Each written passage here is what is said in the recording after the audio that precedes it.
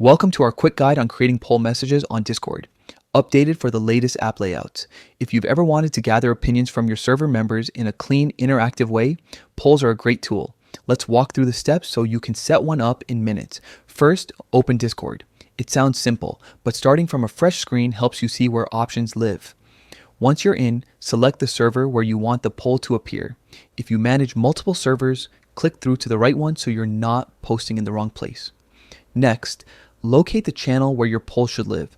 This could be a general chat, a project channel, or any space where your community hangs out.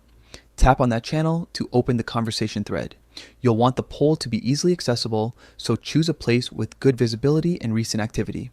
Now, look for the plus icon, which is the gateway to adding new content. Tap the plus and you'll see a few options for what you can post. Scroll through until you find polls. This is a feature that turns a simple question into a structured, votable message. Choose polls and you'll be prompted to fill in your question. Craft a clear, concise prompt that invites honest input. For example, which feature should we work on next? The options are where you'll capture the possible answers. Enter each option you want people to vote on. Keep the list manageable. 3 to 5 choices usually works best unless you're running a broader survey. With your question and options in place, it's time to send. Review your poll to ensure it's easy to understand and free of typos. When you're satisfied, hit send.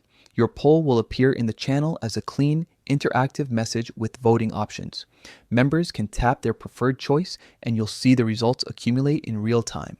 A couple of quick tips to maximize engagement.